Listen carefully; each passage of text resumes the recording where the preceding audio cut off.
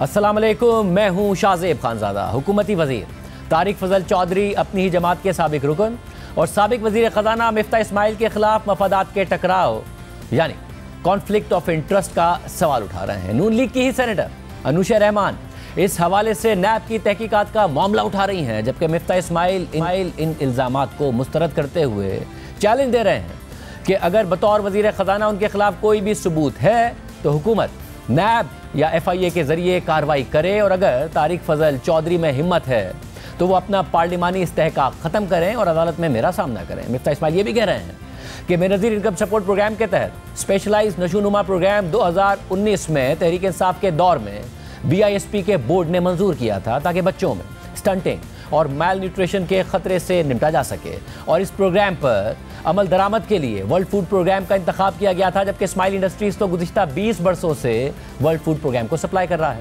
अनुशा रहमान ने इस मामले पर नैब के हवाले से सवाल उठाया। पहला सवाल तो ये कि वर्ल्ड फूड प्रोग्राम क्यों ये काम कर रहा है? बेनज़ीर इनकम सपोर्ट प्रोग्राम जिनसे पैसे लेने थे उनको पैसे दे क्यों रहा है? फिर वो कहते हैं कि कोई ऑडिट भी नहीं होता इसका, और एक ही कंपनी है और उस कंपनी का नाम ये देते हैं इस्माइल इंडस्ट्रीज़, और ये कहते हैं कि इस्माइल इंडस्ट्रीज़ जो है वो सिर्फ अकेली साशे पैक बना सकती है पूरे पाकिस्तान में। तो ये जो 100 अरब रुपए के करीब साशे पैक खरीदे जाते हैं ये इस्माइल इंडस्ट्रीज़ से, ये कौन लोग हैं जिनको ये वर्ल्ड फूड प्रोग्राम सिर्फ इन्हीं को ठेका देती है? और ये इनकी तफसील बता दें कि ये कौन लोग हैं, और मुझे ये बता दें कि अगर ऑडिट होने का कोई मैकेनिज्म BISP में मौजूद है कि नहीं है। इसी जवाब में लिखा हुआ है कि जो बजट की स्पीच है उसमें फाइनेंस मिनिस्टर ने खुद ये इंक्रीज अनाउंस किया। ये कन्फ्लिक्ट ऑफ इंटरेस्ट का अगर इशू है तो ये मामला नैब का है।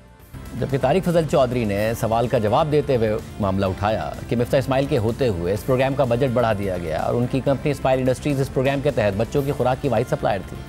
उस वक्त जो हमारे वफाकी वजीर थे ख़जाना के मिफ्ताह इस्माइल साहब, उन्होंने जो अपनी बजट तकरीर है 2022-23 उसमें उन्होंने ये कहा कि बेनज़ीर नशोनुमा प्रोग्राम तमाम अजला तक बढ़ा दिया जाएगा, जिस पर तकरीबन 21.5 अरब रुपए की लागत आएगी। ये सर इंक्रीज़ उस वक्त हुई है, और इसके साथ साथ इसकी जो प्रिक्योरमेंट है और जो इसकी तरसील है वो सर दे दी गई वर्ल्ड फूड प्रोग्राम को। और जो वर्ल्ड फूड प्रोग्राम है सर, उन्होंने इसका जो प्रोक्योरमेंट का तरीका है वो उनका टोटल इंटरनल मैकेनिज़्म है, उसमें कोई पेपर रूल्स नहीं है, कोई उसका ऑडिट नहीं है। उन्हें स्पुर्द किया गया कि वो तरसील को यकीनी बनाएंगे और प्रोक्योरमेंट भी वो अपने इंटरनल मैकेनिज़्म के तहत करेंगे। अब पूरे पाकिस्तान में सर उन्होंने जो इंडस्ट्री शॉर्टलिस्ट की वो इस्माइल इंडस्ट्रीज़ लिमिटेड हैं, जिसके जो ओनर हैं वो मिफ्ताह इस्माइल साहब हैं। तो मैं सर इस बात से इनसे इत्तफ़ाक़ करता हूँ सेनेटर साहिबा से कि इसको पेपर रूल्स के तहत प्रोक्योरमेंट इसकी नहीं की गई। तकरीबन 97 अरब रुपए जो हैं वो इस प्रोग्राम के तहत तकसीम किए गए हैं, और वो उसी इंडस्ट्री ने, मिफ्ताह इस्माइल साहब की जो इंडस्ट्री है उसी को ये ठेका दिया गया है वर्ल्ड फूड प्रोग्राम के तहत, और ये प्रोक्योरमेंट और तहसील जो है ये सारी उधर से हुई है। ये जवाब दिया गया, मगर रिटन जवाब दिया गया, उसमें और भी बहुत सारी तफसीलात मौजूद हैं। तहाँ मिफ्ताह इस्माइल ने इन इल्ज़ामात का जवाब देते हुए कहा कि मामला 2019 से शुरू हुआ जब मैं जेल में था, जबकि मेरे बाद इसाक डार और मोहम्मद औरंगजेब ने भी बतौर वज़ीर ख़जाना इस प्रोग्राम के पैसे बढ़ाए। जिस साल मैं वजीर था उस साल ये प्रोग्राम जो है वो 5 से बढ़ के 20 हुआ 2022-23 में, और अगले साल 20 से बढ़ के 35 हो गया जब डार साहब वजीर थे। उसके अगले साल 35 से बढ़ के 42 हो गया जब डार साहब वजीर थे, और उसके अगले साल ये इनके इस साल 42 से बढ़ के 53 हो गया जब मोहम्मद औरंगजेब वजीर थे। तो ये कहते हैं कि मिफ्ताह साहब ने ये प्रोग्राम बढ़ाया है और ये कॉन्फ्लिक्ट ऑफ इंटरेस्ट है। तो अगर मिफ्ताह को ये पता थी 2022-23 का प्रोग्राम और 20 अरब रुपया करना गलत था, तो फिर इसाक डार को भी तो पता थी ना 2023-24 का प्रोग्राम, उसने क्यों 20 से 35 कर दिया? अगर मैंने 15 बढ़ाए तो उसने भी 15 अरब बढ़ाए, उसने क्यों बढ़ाए? तो फिर 35 से अगले साल 42 क्यों किया उसने? उसके अंदर 7 अरब रुपए और क्यों बढ़ाया? उसके बाद मोहम्मद औरंगजेब ने 42 को 53 क्यों कर दिया? उसके ऊपर 11 अरब रुपए और क्यों बढ़ाए? बात दुरुस्त ये है कि ना मोहम्मद औरंगजेब को पता थी ना इसाक डार को पता थी, वरना आप इसाक डार को तो जानते हैं कितना विंडिक्टिव आदमी है, उसको पता होती तो वो चलने देता प्रोग्राम। ना इसाक डार को पता थी ना मिफ्ताह इस्माइल को पता थी। तो बिस्क का मसला है, और बिस्क का ये मामला कब से हुआ है? 2019 दिसंबर में। 2019 दिसंबर में मैं किधर था? मैं जेल में था, हदियारा के अंदर था, जब ये बोर्ड की मीटिंग बिस्क की हुई है, जब इन्होंने ये प्रोग्राम किया है और इन्होंने WFP को इसका चार्ज दिया। तारिक फजल चौधरी और अनुशा रहमान ने मिफ्ताह इस्माइल के मफादात के टकराव के हवाले से सवाल उठाए थे, जिस पर आज मिफ्ताह इस्माइल ने जवाबी सवाल उठा दिए। अगर कॉन्फ्लिक्ट ऑफ इंटरेस्ट समझना है तो फिर शहबाज शरीफ साहब की 2 शुगर मिलें हैं, वो शुगर मिल के मालिक हैं, उनके बेटे मालिक हैं, लेकिन वो शुगर के ऊपर जो फैसला करते हैं एक्सपोर्ट का, तो वो कॉन्फ्लिक्ट ऑफ इंटरेस्ट अनूशे बीबी को नजर नहीं आता। जब इसाक डार साहब शुगर एडवाइजरी कमेटी के चेयरमैन बनते हैं as foreign minister of Pakistan, कभी पाकिस्तान की तारीख में फॉरेन मिनिस्टर शुगर एडवाइजरी का चेयरमैन नहीं बना है, या इंडस्ट्रीज मिनिस्टर बनता है, अगर उसका कोई मसला हो तो कॉमर्स मिनिस्टर बनता है। पहली मर्तबा फॉरेन मिनिस्टर साहब जो हैं वो चेयरमैन बने। तो अनूशे बीबी को इसाक डार की वो कॉन्फ्लिक्ट नजर नहीं आई कि इसाक डार को शुगर इंडस्ट्री का शुगर एडवाइजरी बोर्ड का चेयरमैन बनाया और उसने फॉरेन एक्सपोर्ट की इजाजत दे दी, और फिर एक्सपोर्ट के करते रहे, प्राइसेस बढ़ती रही, एक्सपोर्ट करते रहे, प्राइसेस बढ़ती रही, एक्सपोर्ट करते रहे, प्राइसेस बढ़ती रही, और इन्होंने रोका नहीं। ये नजर नहीं आया अनूशे बीबी को इसाक डार के बारे में। तारिक फजल चौधरी को ये नजर नहीं आया कि अगर एक वजारत एक वजीर हो आईटी कंपनी की और टेलीकॉम्स की, और वो अपने शौहर को पीटीएसएल को फोर्स करके अपने शौहर को डायरेक्टर बना दे जहां पे लाखों रुपए की मरात मिलती हैं, तो अनूशे बीबी को और तारिक फजल चौधरी को ये नजर नहीं आया कॉन्फ्लिक्ट ऑफ इंटरेस्ट। अगर कॉन्फ्लिक्ट ऑफ इंटरेस्ट 2022-23 में था तो फिर 2023-24 में वो प्रोग्राम को 15 अरब रुपए से क्यों बढ़ा दिया गया? Mister Ismail sugar advisory board की बात कर रहे थे, मगर शुगर एडवाइजरी बोर्ड नहीं बल्कि अक्टूबर 2024 में खबर आई थी कि इसाक डार साहब को cabinet committee on monitoring sugar exports की सरबराही दी गई है ताकि वो शुगर एक्सपोर्ट्स को मॉनिटर कर सकें। उसके बाद सबने देखा कि क्या स्कैंडल बना, चीनी की बरामदाद हो गई, लोकल मार्केट में चीनी की कीमत बढ़ गई, अब बरामदाद की बातें की जा रही हैं।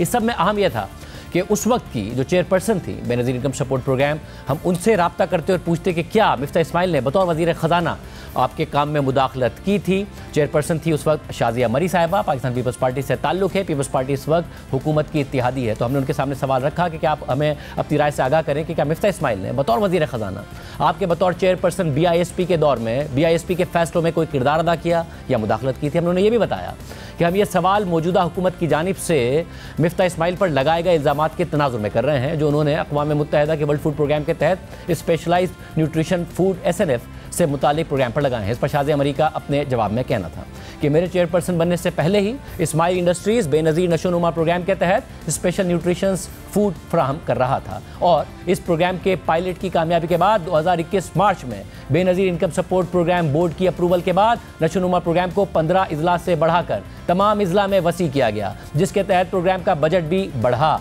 बेनज़ीर नशोनुमा प्रोग्राम के लिए बजट के इजरा के लिए कैबिनेट की इजाज़त और मुरव्वजा प्रोसेस के तहत ही मंजूरी दी जाती रही, जिस तरह बाकी तमाम प्रोग्राम्स की मंजूरी दी जाती है। तमाम सूबाई हुकूमतें भी अपने सूबाई ग़िज़ाई प्रोग्राम्स के लिए इस्माइल इंडस्ट्रीज से ही स्पेशल न्यूट्रिशंस फूड बजरिया UN एजेंसीज हासिल करती हैं, और वर्ल्ड फूड प्रोग्राम और दीगर यूनाइटेड नेशंस एजेंसीज के प्रोक्योरमेंट की प्रोसीजर पर पूरा उतरने के बाद ही इस्माइल इंडस्ट्रीज़ को स्पेशल न्यूट्रिशंस फूड फराहम करने के लिए मुंतखब किया गया था। बजट के इजाफे की बुनियादी वजह बेनिफिशरीज की तादाद में इजाफा है। बजट की मंजूरी के बाद BISP बोर्ड के पास प्रोग्रामों में एलोकेशन का इख्तियार होता है। यह वाज़ेह है कि बेनज़ीर इनकम सपोर्ट प्रोग्राम के तहत मुतअद्दिद प्रोग्राम्स में से एक प्रोग्राम बेनज़ीर नशोनुमा प्रोग्राम भी है, और इस प्रोग्राम के तहत ग़िज़ाई क़िल्लत ख़त्म करने के लिए ख़वातीन और बच्चों को खुसूसी खुराक फराहम की जाती है। और इसके लिए 2019 में तहरीक इंसाफ की हुकूमत में बेनज़ीर इनकम सपोर्ट प्रोग्राम के बोर्ड ने बेनज़ीर नशोनुमा प्रोग्राम पर अमल दरामद करने और खुराक की प्रोक्योरमेंट से लेकर सारा इंतज़ाम वर्ल्ड फूड प्रोग्राम को दिया। वर्ल्ड फूड प्रोग्राम ने मिफ्ता इस्माइल के ख़ानदान की इस्माइल इंडस्ट्रीज से प्रोक्योरमेंट की। प्रोग्राम का दायरा कार बढ़ता चला गया, जहां 5 साल में प्रोग्राम का साइज़ 2 अरब से बढ़कर 42 अरब रुपए हो गया, तो वहीं सिर्फ गुज़िश्ता 3 बरस में इस प्रोग्राम से फ़ायदा उठाने वालों की तादाद 2022 में 1,79,000 से बढ़कर 2024 में 18,73,000 हो गई। मगर अब खुद हुकूमत सवाल उठा रही है। ज़ाहिर जो रिटन रिप्लाई है उसमें हुकूमत ने काफ़ी सारी तफसीलात बताई हुई हैं कि इस प्रोग्राम का क्या फ़ायदा हुआ, मगर जो तकारीर की गई या जो जवाबात दिए गए अनुशे रहमान साहिबा की तरफ से, डॉक्टर तारिक फजल चौधरी साहब की तरफ से, उससे मिफ्ता इस्माइल साहब के ऊपर सवालात उठ गए, जिसका वो प्रेस कॉन्फ्रेंस में जवाब दे रहे हैं। हमारे साथ दोनों मौजूद हैं, मिफ्ता इस्माइल साहब भी, डॉक्टर तारिक फजल चौधरी साहब भी। आप दोनों का बहुत शुक्रिया। तारिक फजल चौधरी साहब, आपका मौक़िफ़ था, उस पर मिफ्ता इस्माइल साहब ने जो मौक़िफ़ दिया वो भी आपने सुन लिया। शाजिया मरी साहिबा से हमने रब्ता किया कि क्या कोई मिफ्ता इस्माइल साहब की तरफ से मुदाखलत थी, उनका जवाब भी आपने सुन लिया। आप क्या कहिएगा, क्योंकि आपने जो इल्ज़ामात लगाए हैं उस पर मिफ्ता इस्माइल साहब भी सवालात उठा रहे हैं। बिस्मिल्लाहिर्रहमानिर्रहीम, बहुत शुक्रिया शाहज़ेब साहब। देखिए, सबसे पहले तो जो आपने बात अभी की है तफसील से मैंने सुनी है। सवाल आपने ये किया है कि आपने जो इल्ज़ामात लगाए हैं, पहली बात तो ये है कि मैं ना तो किसी तहकीकाती इदारे का कोई अफसर हूँ, वो नैब हो या FIA हो, और ना मैं कोई आपकी तरह इन्वेस्टिगेटिव जर्नलिस्ट हूँ कि जिसने कोई स्टोरी जो है वो तहकीकात के बाद ब्रेक की हो। मैंने बतौर पार्लिमानी वज़ीर एक जवाब जो वजारत है हमारी जो पॉवर्टी एलिवेशन है उसकी जानिब से जमा कराया गया सेनेट में, तहरीरी तौर पे फैक्ट्स लिखे गए, किस किस दौर में नशोनुमा प्रोग्राम के बारे में जो सवाल पूछा गया, कितना कितना बजट उसका था, इजाफा कितना हुआ और किस किस दौर में हुआ, और नशोनुमा प्रोग्राम के तहत प्रोक्योरमेंट जो है वो किस इदारे से की जाती है, किस इंडस्ट्री से की जाती है। ये वो सवाल था जो हमारी पॉवर्टी एलिवेशन की मिनिस्ट्री ने तहरीरी तौर पे सेनेट में जिसका जवाब जमा कराया और वो मैंने पढ़ के सेनेट में सुनाया। अब इसमें कोई ना तो ज़ातियात थी ना कोई, मैंने आपने मेरे तकरीर भी सारी सुनाई, मैंने कहा जनाब कि इसमें मिफ्ता इस्माइल साहब करप्शन कर गए हैं, इसमें बहुत बड़ी बदउनवानी हुई है। सवाल इसमें दो हैं। पहला तो ये है कि जो प्रोक्योरमेंट हुई है चाहे जिस दौर में हुई है वो एक इंडस्ट्री को दी गई है, क्या गवर्नमेंट ऑफ पाकिस्तान का पैसा, देखें वर्ल्ड फूड प्रोग्राम या UN के दीगर इदारे वो ज़्यादातर फंडिंग देते हैं ममालिक को इस तरह के प्रोग्रामों में, लेकिन इस प्रोग्राम में फंडिंग जो है गवर्नमेंट ऑफ पाकिस्तान की दी गई है वर्ल्ड फूड प्रोग्राम को, और वो प्रोक्योरमेंट कर रहा है। अब गवर्नमेंट का जो पैसा है जो बजट के ज़रिए एलोकेशन होती है वो प्रेरोगेटिव है पाकिस्तान की गवर्नमेंट का भी और आवाम का भी कि वो जान सकें कि जो प्रोक्योरमेंट हो रही है, जो चीज़ें इसे असूल करदा तरीके से या मरवजा इस वक्त जो भी कवानीन हैं, जिस तरह आप गवर्नमेंट का पैसा स्पेंड करते हैं, क्या वो रूल्स फॉलो हुए हैं या नहीं हुए, ये पहला सवाल था।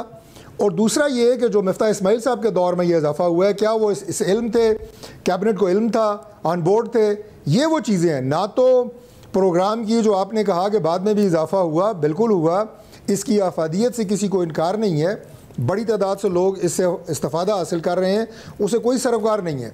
तो ये दो बातें थी इसमें। मगर डॉक्टर साहब दो बातें देखिए, आपने जो अपना जवाब दिया उसमें ज़ाहिर है जो इंप्रेशन पूरा का पूरा गया वो ये है कि मिफ्ता इस्माइल साहब जब वज़ीर ख़जाना बनते हैं इसमें बहुत ज़्यादा इजाफा हो गया और उसके बाद वर्ल्ड फूड प्रोग्राम के तहत ये सब हो रहा था और जो पेपरा के रूल्स हैं वो फॉलो नहीं हो रहे थे। अगर आप तफसील से बता देते कि असल में तो 2019 में तहरीक इंसाफ के दौर में ये शुरू हुआ जब मिफ्ता इस्माइल साहब जेल में थे, और सानिया निश्तर साहिबा की सरबराही में, चेयरपर्सन की सरबराही में जब इजलास हुआ तो उसमें बाकायदा कहा गया कि जो डिटेल डेलिब्रेशन है वो WFP के साथ हो गई है, वर्ल्ड फूड प्रोग्राम के साथ, और all activities of programme may be outsource to world food programme to ensure committed outcome. She further added that since World Food Program is a UN agency, BISP can trust their processes and procedure। कि पूरा का पूरा जो world food programme को तहत दिया गया ये उनके दौर में दिया गया। दूसरा आप ये भी बता देते कि अगर 20 अरब रुपए मिफ्ता इस्माइल के दौर में हुआ था तो 35 अरब रुपए, फिर 42 अरब रुपए, फिर 53 अरब रुपए इसहाक डार साहब और औरंगजेब साहब ने कहा। तो जो कॉन्फ्लिक्ट ऑफ इंटरेस्ट के सवाल को आप इंडोर्स कर रहे थे वो सवाल इतना स्ट्रांगली इंडोर्स ना होता। फिर देखिए गुजारिश ये है कि मैंने अपने जवाब में जब ये प्रोग्राम शुरू हुआ 2 अरब की लागत से, ये वाज़े तौर पे मैंने अपने जवाब में कहा है, और मैंने इसलिए कहा है कि ये हमारी पॉवर्टी एलिवेशन की मिनिस्ट्री ने अगेन आई वुड से कि जो जवाब तहरीरी तौर पे इस सवाल के उठाने के बाद जमा कराया सेनेट में, और वो हर सेनेटर के सामने तहरीरी शक्ल में मौजूद होता है, उसमें ये तहरीर था कि ये इससे पहले 2 अरब था और उसके बाद ये 21 और उसके बाद इसमें जो इजाफा हुआ है उसमें कोई चीज़ छुपाई नहीं गई, कतई तौर पे उसमें कोई मख्फी चीज़ नहीं रखी गई। मुकम्मल जवाब जो है वो आपके पास भी मौजूद होगा, आप उसे पढ़ लें। मैंने वहीं से वो जवाब पढ़ के सारा जो है वो हक़ाइक़ बताए हैं, और यही हक़ाइक़ जो हैं ये मीडिया पे भी आए हैं।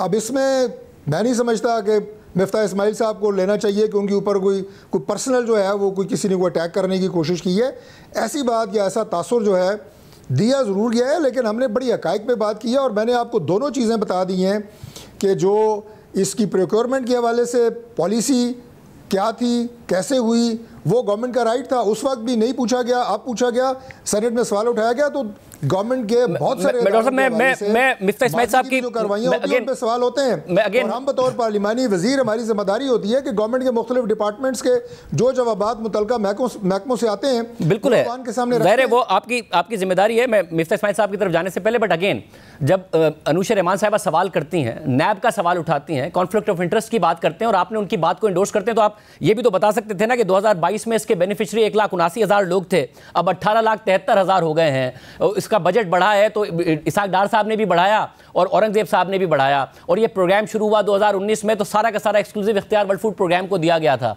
वो आप काफ़ी सारी इंफॉर्मेशन और भी बता सकते थे ना इसके हवाले से। देखें बात यह है कि मिफ्ता साहब का नाम इसलिए इस जवाब में ज़्यादा हाईलाइट हुआ, उसकी वजह ये थी कि मिफ्ता साहब की ज़ाती इंडस्ट्री जो है वो वर्ल्ड फूड प्रोग्राम के साथ इस प्रोक्योरमेंट के अमल में शामिल थी और ये पैसा जो है उससे ज़ाहिर मुस्तफ़ीद हो रही थी। इसलिए ये उनका प्रोग्राम नाम ज़्यादा इसमें हाईलाइट हुआ है कि उनकी इंडस्ट्री जो है वो जो चंक बढ़ाया गया इस नशोनुमा प्रोग्राम में, जो उनके दौर में 2 अरब से 21.5 अरब हुआ, उसका मेजर चंक का फ़ायदा मिफ्ता साहब की अपनी इंडस्ट्री को हुआ है। ये बात थी। बाकी जो 2 मिनिस्टर्स हैं उनके दौर में भी इजाफा हुआ है और प्रोग्राम की, जैसे मैंने पहले आपको कहा, उसकी अफादियत से तो किसी ने इनकार नहीं किया। मिफ्ता साहब, आप ज़ाहिर आपने प्रेशर की, वो कह रहे हैं आप ज़्यादा इसको पर्सनल ले गए हैं। एक सवाल हुआ था, उन्होंने जवाब दिया, अफादियत से भी, प्रोग्राम की अफादियत से भी वो इनकार कोई नहीं कर रहे हैं, मगर फ़ायदा आपकी इंडस्ट्री को हुआ तो ज़ाहिर है वो हाईलाइट ज़्यादा हो गया। इनके जवाब में कुछ झूठ था और कुछ गुमराही थी। सीधी सीधी बात है। ये मेरे ऊपर अटैक किया था अनुशे साहिबा ने और तारिक फजल चौधरी ने, और जो जिस तरह एक शरीफ आदमी की इंटेग्रिटी है, मेरे पास अल्लाह ने बहुत कुछ दिया है, लेकिन जितनी मेरी इंटेग्रिटी है इतनी किसी मुस्लिम लीग की अब नहीं रही है। ठीक है, सच्ची बात है। और इन लोगों की मैं बातें करता हूँ, मैं इनके बारे में सच बोलता हूँ कि चीनी के ये तारिक फजल चौधरी को कॉन्फ्लिक्ट ऑफ इंटरेस्ट नजर आता है, तो इसको नजर नहीं आ रहा तारिक फजल चौधरी को कि शुगर इंडस्ट्री किसकी है और चेयरमैन कौन है कैबिनेट का।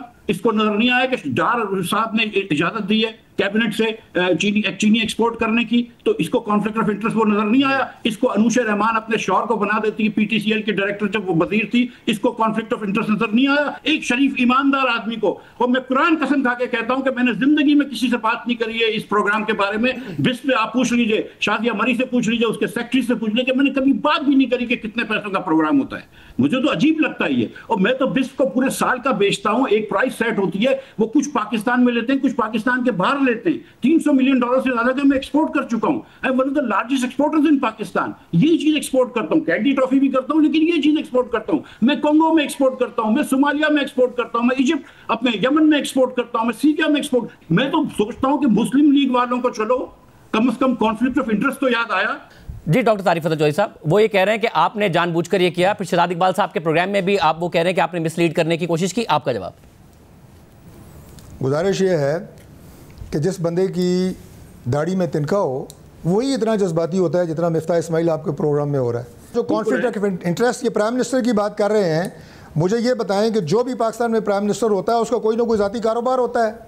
अगर उनकी कोई ज़ाती मिले हैं तो क्या इसका मतलब है कि पाकिस्तान में चीनी का कारोबार बंद हो जाए या प्राइम मिनिस्टर कोई नहीं बन सकता? तारिक फजल चौधरी साहब, कोई माजरत के साथ बात है तो उस पर बात करें।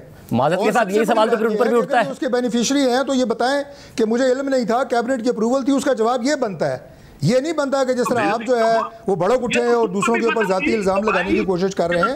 मुझे इस बात का नहीं पता कि आपको क्यों इस बात के ऊपर जो है वो इतना जाती पर्सनल अटैक। नहीं, मिफ्ता साहब एक मिनट, डॉक्टर तारिक फजल चौधरी साहब, अगर इनके ऊपर सवाल उठता है, शहबाज शरीफ साहब के ऊपर कैसे सवाल नहीं उठता है कि उनके अगर अपनी खानदान की शुगर मिले हैं, वो एक्सपोर्ट की इजाज़त देते हैं, लोकल मार्केट में बढ़ जाती है, फिर इंपोर्ट की बातें करते हैं। इसाक डार साहब जो उन्हीं के रिश्तेदार हैं, उन्हीं को उस कमेटी का सरबराह बना देते हैं जो कि शुगर की मॉनिटरिंग कर रही है। कैसे सवाल नहीं उठता है? अगर मिफ्ता इस्माइल पर उठता है मैं उनके सामने सवाल ले जाता हूँ, मगर ये सवाल कैसे नहीं उठता है डॉक्टर तारिक फजल चौधरी साहब?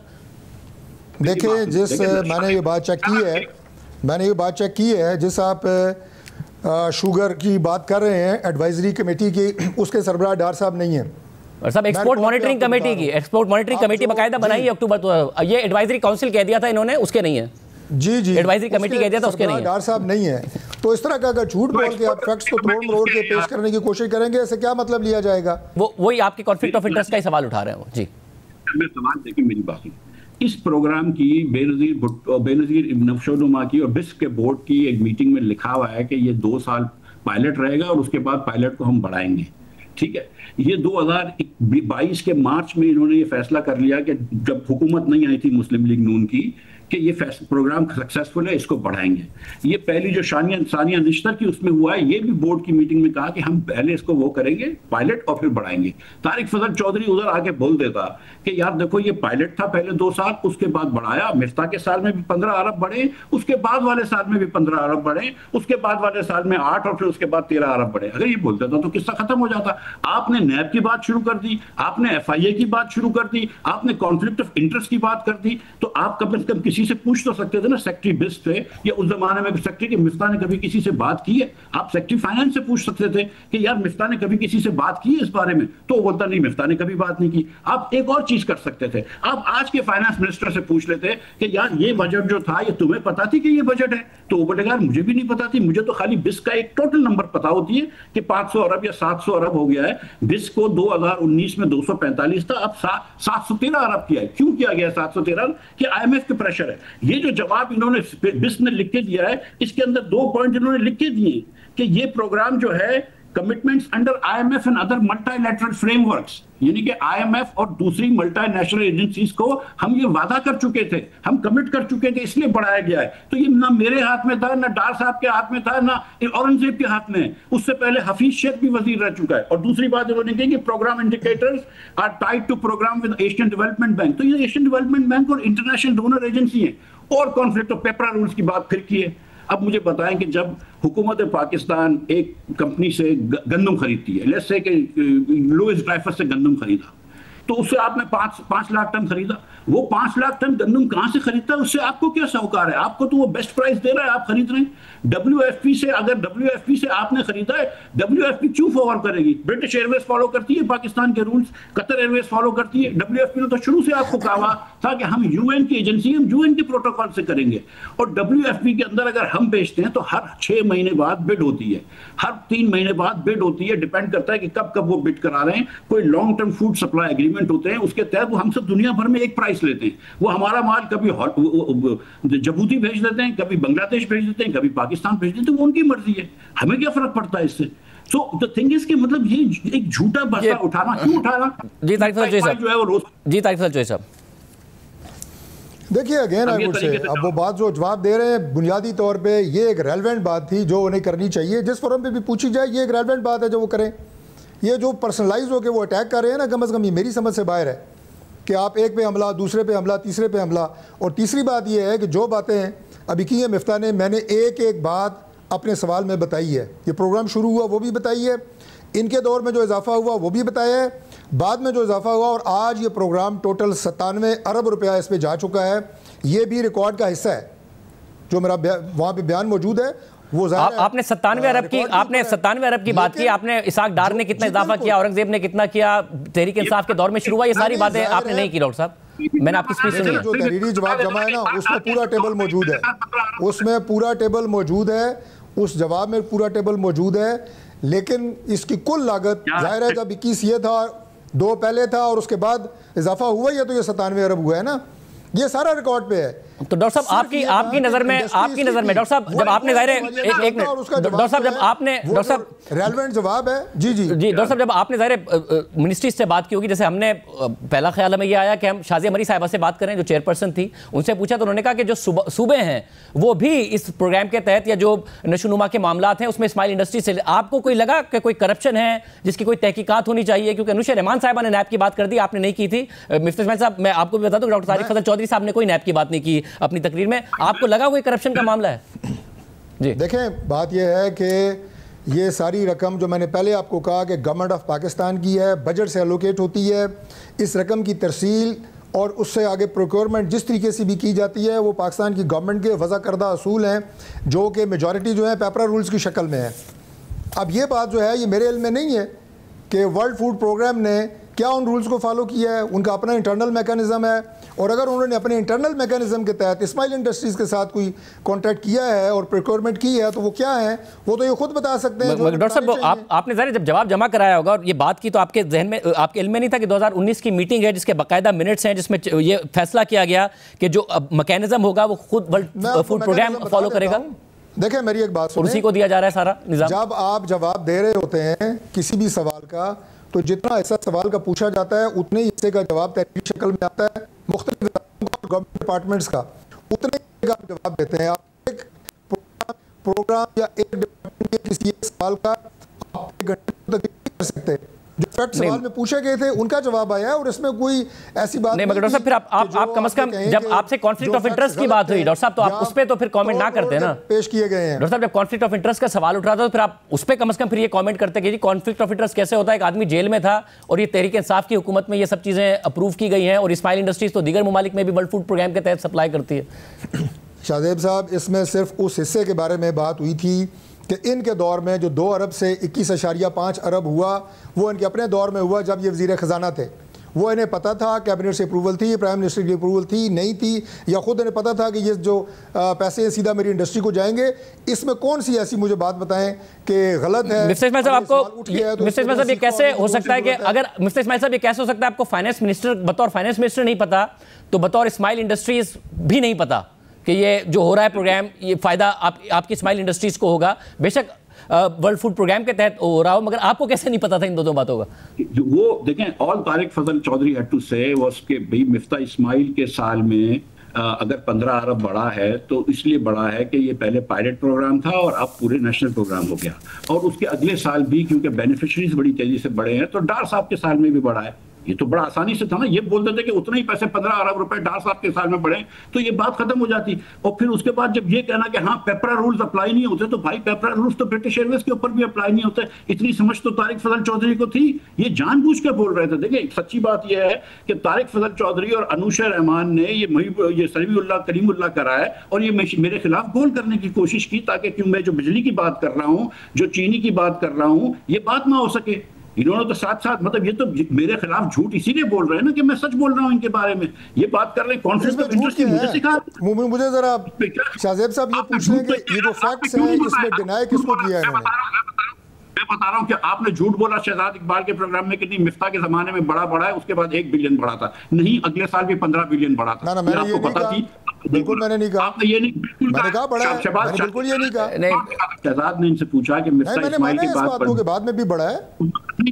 नहीं, सवाल में इसने कहा कि नहीं ज्यादा अमाउंट तो मिफ्ता के बराबर बढ़ी, उसके बाद तो 1 बिलियन बढ़ा है, ये ऐसी कुछ अमाउंट बढ़ी है। ये आप देख लीजिएगा, आप निकाल लीजिएगा शॉर्ट। उसके बाद मैं आपको बताऊं, ये कहना कि ये पेपरा रूल्स अप्लाई नहीं होते, तो भाई पेपरा रूल्स तो आज तक अप्लाई नहीं हुए, तो मिफ्ता इस्माइल को क्यों कर रहे हो? क्योंकि इस पे अच्छा ये आपको पता है कि पेपरा रूल्स अप्लाई हो नहीं सकते, तो आप कहते हैं कि यार ये वर्ल्ड फूड प्रोग्राम खरीद रहा है, इस पे किसी ऑडिट का काम नहीं होता है, वो उनके अपने इंटरनल ऑडिट्स होते हैं। आप ये कह सकते थे, आप ये कह सकते थे कि ये बड़े बढ़ने की वजह ये थी कि इसके अंदर वो था, इसके अंदर पायलट प्रोग्राम खत्म हुआ और नेशनली लॉन्च हुआ है। और तीसरी चीज आप ये कह सकते थे कि हमने फाइनेंस मिनिस्टर से पूछा है, उसको भी ये नंबर नहीं पता है, करंट फाइनेंस मिनिस्टर को, डार को भी नंबर नहीं पता है, मिफ्ता को भी नंबर नहीं पता है, और ये IMF के कहने पे हुआ है। डॉक्टर तारिक फजल साहब, अब ना शाजिया मरी साहिबा तो जाहिर है मिफ्ता इस्माइल साहब की जमात से नहीं है, पीपल्स पार्टी आपकी इत्तेहादी है, उन्होंने भी यही बात की कि पायलट प्रोग्राम था, उसके बाद तमाम दीगर इस्लाम में उसको फैलाया गया। और इसमें सबसे इंपॉर्टेंट बात यह है डॉक्टर साहब, मैं आप दोनों से ये बात कहूंगा कि बेनज़ीर इनकम सपोर्ट प्रोग्राम एक ऐसा प्रोग्राम है पाकिस्तान में, 2008 में पीपल्स पार्टी की हुकूमत आती लॉन्च किया, और ये पीपल्स पार्टी का क्रेडिट है। 2013 में नून लीग को भी कंटिन्यू करना पड़ा और उसका फायदा ही होता गया। तहरीक इंसाफ की हुकूमत आई, वो सब पे करप्शन के इल्जाम लगाती थी, कहती थी माजी के सारे प्रोग्राम गलत थे, उन्हें भी इस प्रोग्राम को कंटिन्यू ही करना पड़ा। इस सारी कंट्रोवर्सी में ऐसा ना हो कि इस प्रोग्राम का नुकसान हो जाए, जो पाकिस्तान में आप खुद भी कह रहे हैं डॉक्टर तारिक फजल चौधरी साहब के इस प्रोग्राम से बेनिफिशरीज की तादाद 18 लाख तक पहुंची और इस प्रोग्राम की अफादियत ही है, फायदा ही हुआ है। बिल्कुल जी जी, इसमें कोई शक नहीं है जी। देखिए आप मिफ्ता साहब बोले दीजिए, डॉक्टर तारिक फजल चौधरी साहब को बोले दीजिए। किसी ने प्रोग्राम को किसी ने भी कोई कंट्रोवर्सी का आप ये कहें कि निशाना नहीं बनाया, ना प्रोग्राम की अफादियत से किसी को इनकार है। जो मखसूस मैंने 2 सवाल आपसे किए हैं, सवाल वही थे, और उनका जवाब अगर मिफ्ता साहब के पास स्ट्रेट फॉरवर्ड है तो उसमें कोई 2 राय नहीं है। दे ये बात जनाब कि हम कोई कहें कि नहीं ये बहुत कोई गलत प्रोग्राम है, ऐसे किसी को फायदा नहीं हो रहा है, ऐसी बात नहीं है। प्रोग्राम जारी है। मगर डॉक्टर तारिक फजल चौधरी साहब देखें, एक शहजाद इकबाल के प्रोग्राम की वो बात कर रहा है मिफ्ता, मैं आपको बता देता हूँ, मैंने कहा कि उस प्रोग्राम में बाद में भी इजाफा हुआ है। एग्जैक्टली कितना हुआ है ज़रा मुझे ज़बानी याद नहीं था। नहीं डॉक्टर साहब ये बात दुरुस्त कह रहे हैं मिफ्ता इस्माइल साहब, मैंने देखा है आपका शहजाद इकबाल साहब के साथ इंटरव्यू, आपने कहा मेजर इजाफा मिफ्ता इस्माइल के टाइम पर हुआ, उसके बाद 1 अरब और कम इजाफा हुआ, जो कि फैक्चुअली गलत बात है। इसहाक डार साहब ने 20 से 35 किया, उसके बाद 52 अरब रुपए पर आ गया, फैक्चुअली गलत बात की थी आपने उस इंटरव्यू में। मैंने कहा बिल्कुल हुआ है, लेकिन उतना नहीं हुआ, 21 नहीं हुआ, ये मैंने कहा है। डॉक्टर साहब ये आज भी मैं कायम हूं। डॉक्टर साहब ये 20 से 35 हो, 15 अरब रुपए का इजाफा हो, फिर 20 से 53 हो गया, तो मिफ्ता इस्माइल साहब से ज़्यादा इजाफा हुआ है ना। आपको कैसे नहीं पता थी ये बात? आप कह रहे हैं मुझे पता नहीं था, मेरे इल्म में नहीं था। आपको मिफ्ता वाली सारी बात पता थी, बाकी बात नहीं पता थी। जितना डार देखें शाहजेब साहब, मेरी एक बात सुने, जितना 2 से 21 हुआ है ना 19 अरब का इजाफा, ये किसी दौर में नहीं हुआ। मगर डॉक्टर तारिक फजल चौधरी साहब, ये मिफ्ता इस्माइल साहब के दौर में 2 से 19 हुआ या 4.8 अरब से 19 हुआ? जो मेरे पास जवाब आया है पॉवर्टी एलिवेशन का, उसमें 2 अरब से 21.5 अरब हुआ है। डॉक्टर साहब आपको डॉक्यूमेंट्स, आपको फिर डॉक्यूमेंट्स देखने पड़ेंगे डॉक्टर साहब। देखिए अब ये नंबर्स की गेम है, फैक्ट्स की। मंगवा लेंगे, मैं उसे आपको रिकन्फर्म कर दूंगा। ये वजारत की तरफ से तहरीरी जवाब है, आपके पास मेरे कहा पड़ा होगा, आप देख लें। डॉक्टर साहब आपकी वजह 2020-21 में 2 अरब रुपए था, 2021-22 में 4.8 अरब रुपए हुआ, 2022-23 में जब मिफ्ता इस्माइल साहब आए तो 20.6 अरब हुआ, फिर इसाक डार साहब ने 34.6 अरब किया, फिर 2024-25 में 42 अरब रुपए हुआ, तो 4.8 से ही हुआ था। डॉक्टर साहब, अब डॉक्टर तारिक फजल चौधरी साहब, ये नंबर भी आपका दुरुस्त नहीं है। मैं एक और बात देखें, ये मेरा नंबर नहीं है। सबसे पहली बात तो ये तो फैक्ट है ना, ये ना आपका नंबर होगा ना मिफ्ता साहब का होगा, ये तो हुकूमती नंबर। ये पॉवर्टी एलिवेशन का रिकॉर्ड है, ये उनका जवाब है। और अगर ये फैक्ट्स आपने दुरुस्त करने हैं तो जरूर करें, हम इस पर बात करेंगे। फैक्ट्स अगर जो मिनिस्ट्री ने दिए हैं वो गलत होंगे, मानेंगे, लेकिन मेरी बात सुने, मैं 2 बातें, ये बात जो एक बात तो ये कि कोई बच्चा नहीं है, इनको भी पता है कि वो क्या कर रहे थे। वो एक इम्प्लीकेशन कर रहे थे कि मिफ्ता ने बेईमानी करी है, मिफ्ता ने कॉन्फ्लिक्ट ऑफ इंटरेस्ट किया है, मिफ्ता ने करप्शन की है, ये इम्प्लाई कर रहे थे। वरना बड़ा सीधा जवाब था कि यार ये 2000 में 4 अरब से 20 अरब मिफ्ता के साल में हुआ है, अगले साल में 35 अरब हुआ है, डार के साल में तो ये बढ़ रहा है। और इसकी कोई मतलब, क्योंकि ये उसके होता है बिस्क का, और ये पायलट प्रोग्राम था और ये यूएन खरीदता है। दूसरी बात जो ये गलत इंप्लाई करते हैं कि 97 का पूरा प्रोग्राम हो गया, तो 97 बिलियन में 60% मनी जो है वो कैश दिया जाता है लोगों को। जो हामला खातून जिनको आप कहते हैं कि आप क्लास में आइए, वो क्लास में आती हैं तो इनको ये पैकेट दिया जाता है, तो पहले उनको कुछ पैसे दिए जाते हैं कैश कि वो क्लास में आ सकें। तो 60% of the money of the 97 billion is actually direct cash transfers to women. और ये कितना अंदर होता है कि कितने पैसे कैश देंगे, कितने पैसे ये देंगे, ये तो बिस्क का बोर्ड ही डिसाइड करता है। ये nothing to do with it, and they should know it, and they know it. This is the tragedy कि इनको पता है कि ये कोई बात नहीं थी, और ये कहना कि हम कंट्रोवर्सी क्रिएट नहीं कर रहे। आज ये क्यों बैठे हुए, अगर कंट्रोवर्सी नहीं हुई तो आज हम ये क्यों बात कर रहे हैं? वरना तो हम ये बात करते ना कि यार चीनी पाकिस्तान में महंगी हो गई, यार 244 अरब रुपए की ओवर बिलिंग हो गई, ये भी वो बात कर सकते थे ना। लेकिन हम ये बात कर रहे हैं कि नहीं मिफ्ता ने कुछ कराया 2020 में, तो भाई फिर नैब में भेज दें, जी डॉक्टर साहब, फिर नैब में भेज दें। मिफ्ता इस्माइल साहब कह रहे हैं अगर कुछ गलत किया है, और वो आपको कोर्ट में भी सामना करने का चैलेंज कर रहे हैं। जी लास्ट चले, पहली बात तो ये है कि ये इस वक्त सेनेट ऑफ पाकिस्तान के पास है, उनकी स्टैंडिंग कमेटी इसको देख रही है। इसको कोई ना तो तहकीकाती इदारा देख रहा है, ना मैं देख रहा हूँ। जो वो फैसला करेंगे वो करेंगे। दूसरी बात यह है कि अगर ये सवाल उठाया गया है कि प्रोक्योरमेंट जो हुई है इस्माइल इंडस्ट्रीज़ की, वो किस प्रोसेस के तहत हुई है, और उसमें अगर कोई डिस्क्रिपेंसी नहीं है, तो इसके भी वो इतना कोई सीखपा होने की ज़रूरत नहीं है। इसके ऊपर भी जनाब इतनी तकलीफ नहीं होनी चाहिए। अगर साफ शफाफ तरीके से हुई है तो बात ख़त्म। बस आप दोनों का बहुत शुक्रिया। नाज़रीन गुफ्तगू प्रोग्राम में ब्रेक शामिल करते हैं और आम खबर आपके सामने रखेंगे।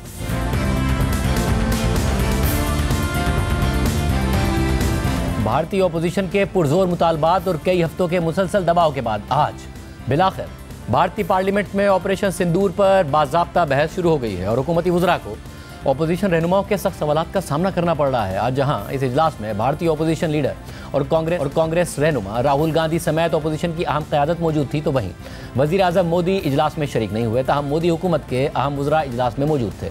आज सुबह जब भारतीय लोकसभा का इजलास शुरू हुआ तो इब्तिदा में शदीद बदनज़मी देखने में आई और ओपोजिशन अराकीन नारेबाजी करते रहे, जिस पर लोकसभा के स्पीकर ओम बिरला ने ऐवान की कार्रवाई 1 बजे तक मुलतवी कर दी। इजलास दोबारा शुरू हुआ तो भारतीय वज़ीर दिफा राजनाथ सिंह ने ऑपरेशन सिंदूर पर अराकीन पार्लियामेंट को ब्रीफिंग दी और अपनी तकरीर के दौरान जैसे ही ये दावा कर दिया कि पाकिस्तान ने हार मान ली थी और जंग रोकने की दरख्वास्त कर दी थी, तो वहीं पर ओपोजिशन लीडर राहुल गांधी ने राजनाथ सिंह से बराह रास्त पूछ लिया कि फिर आपने जंग क्यों रोकी। इस पर राजनाथ सिंह कोई खास जवाब नहीं दे पाए। पाकिस्तान ने हार मान ली है अध्यक्ष महोदय, और हॉस्टिलिटी रोकने की कोशिश की। अब रोक दीजिए महाराज।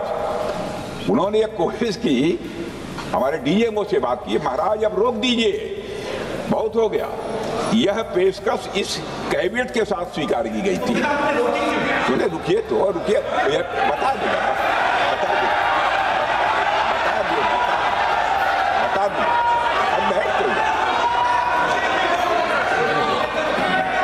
आपको मौका मिलेगा।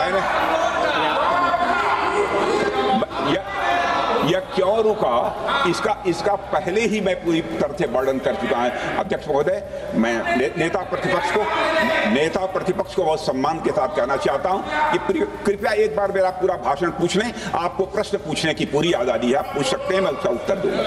भारतीय वजीर दिफा राजनाथ सिंह ने आज ये दावा भी कर दिया कि ऑपरेशन सिंदूर किसी के दबाव में नहीं रोका गया था, बल्कि अहदाफ हासिल होने के बाद भारत ने खुद उसे रोका था। मगर कांग्रेस पाक भारत सीज फायर से मुतालिक सदर ट्रंप और अमरीकी हुकूमत के बयान दिखाकर राजनाथ सिंह की ट्रोलिंग कर रही।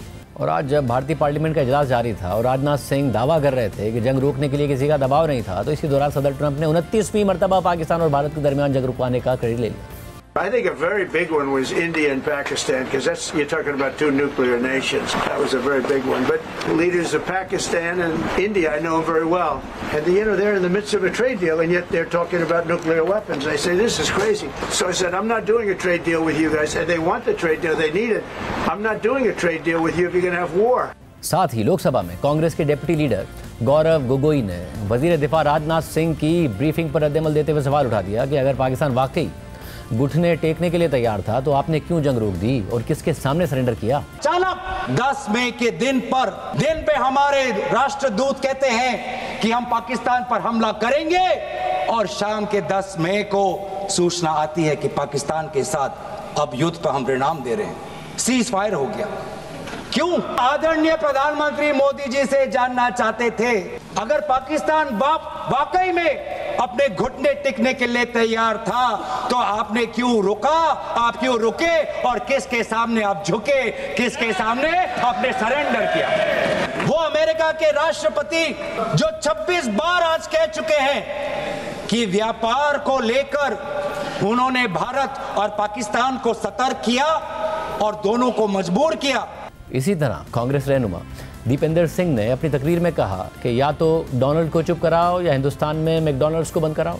सिर्फ कांग्रेस ही नहीं, तृणमूल कांग्रेस के रहनुमा कल्याण बनर्जी ने अपनी तकरीर में कहा कि वज़ीर-ए-आज़म मोदी में इतनी हिम्मत ही नहीं है कि वो अपने एक्स हैंडल पर एक दफ़ा भी ये पोस्ट कर दें कि अमेरिकी सदर, आप गलत कह रहे हैं, अमेरिकी सदर के सामने नरेंद्र मोदी का 56 इंच का सीना 36 इंच हो जाता है।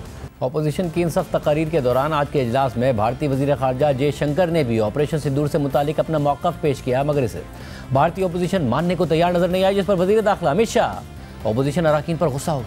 Now, I want to make two things very clear, sir. One, at no stage in any conversation with the United States was there any linkage with trade and what was going on. Secondly, there was no call between the Prime Minister and President Trump from the 22nd of April when President Trump called up to convey his sympathy, and the 17th of June when he called up Prime Minister in Canada to explain why he could not meet. So I would again, मैं इसको दोहराता हूँ, 22 अप्रैल से 17 जून तक। माननीय अध्यक्ष जी, मेरी एक बात की आपत्ति है, भारत देश का शपथ लिया हुआ विदेश मंत्री यहाँ स्टेटमेंट कर रहा है, उस पर भरोसा नहीं है, उनको किसी और देश पर भरोसा है। मैं समझ सकता हूं उनकी पार्टी में विदेश का महत्व क्या है, मगर इसका मतलब ये तो नहीं है पार्टी की सारी चीजें यहां सदन में आकर थोपे। भारत के विदेश मंत्री पर भरोसा नहीं करोगे? ओथ लिया हुआ व्यक्ति यहां पर बोल रहा है, ही इज रिस्पॉन्सिबल। माननीय अध्यक्ष जी, इसीलिए ये वहां बैठे हैं और 20 साल तक वहीं बैठने वाले हैं। भारतीय वज़ीर दिफा राजनाथ सिंह ने आज अपनी ब्रीफिंग में दावा भी किया कि पहलगाम हमले के बाद वज़ीर आज़म मोदी ने तीनों अफवाज के सरबराहों की मीटिंग बुलाई थी और उन्हें कार्रवाई के लिए छूट दे दी थी, लेकिन इस पर कांग्रेस इंडोनेशिया में भारतीय डिफेंस अताशी के उस बयान को फिर सामने ले आई है जिसमें उन्होंने भारतीय तैयारे गिरने का जवाब पेश किया था कि भारत ने कुछ तैयारे खोए हैं, मगर ये नुकसान सियासी लीडरशिप की तरफ से दी गई हिदायत की वजह से हुआ कि पाकिस्तान की मिलिट्री एस्टैब्लिशमेंट और एयर डिफेंस को निशाना नहीं बनाना। इसी तरह भारत की फौजी क़यादत तो तस्लीम कर रही है कि पाक भारत जंग के दौरान भारत को फाइटर जेट्स का नुकसान उठाना पड़ा, मगर भारत की सियासी क़यादत खामोश है। मगर ये सवाल मुसलसल उसका पीछा कर रहा है। आज भी लोकसभा के इजलास के दौरान कांग्रेस रहनुमा गौरव गोगोई ने सवाल उठा दिया कि अब तो सदर ट्रंप भी कह रहे हैं कि 5-6 जेट्स गिरे हैं, आज राजनाथ सिंह बता दें कि हमारे कितने तैयारे गिरे हैं। भारतीय आवाम से ही नहीं, भारतीय फौज से भी झूठ बोला जा रहा है। इसके अलावा आज कांग्रेस रहनुमा गौरव गोगोई ने राजनाथ सिंह से ये बुनियादी सवाल फिर पूछ लिया कि पहलगाम में 26 लोगों को कत्ल करने वाले दहशतगर्द कैसे आए थे। कांग्रेस रहनुमा गौरव गोगोई ने पाक भारत जंग के दौरान भारतीय मीडिया की जाली खबरों पर तबसरा करते हुए कहा कि भारतीय मीडिया को सुनकर लग रहा था कि अब तो हम कराची में उठेंगे और पाकिस्तान को फतह कर लेंगे। कांग्रेस के डेप्यूटी अपोजिशन लीडर ने वज़ीर-ए-आज़म मोदी पर तनकीद करते हुए कहा कि पहलगाम हमले के बाद वज़ीर-ए-आज़म मोदी सऊदी अरब का दौरा मुख्तसर करके भारत वापस आए, मगर पहलगाम जाने के बजाय बिहार में इलेक्शन रैली से खिताब किया। हमें तो मीडिया में सुनते हुए ऐसा लगा कि हम कराची में उठेंगे। मीडिया में सुन, हमारे भारत की मीडिया जो जिनको सूचना आपसी मिलती है, उनका सुनने में लगा कि आज तो हम फतह करके ही रहेंगे, लेकिन पता चला कि नहीं, कहीं ना कहीं हमारे पैर डगमगा गए और जो अंतिम परिणाम था उससे पीछे हम हट गए। सऊदी अरब में थे, पूरा कार्यक्रम उन्हें संपूर्ण किया, वापस आए और वो पहलगाम भी नहीं जा पाए और बिहार में जाके चुनावी भाषण दे रहे हैं। अगर पहलगाम में कोई गया तो हमारा नेता राहुल गांधी गया।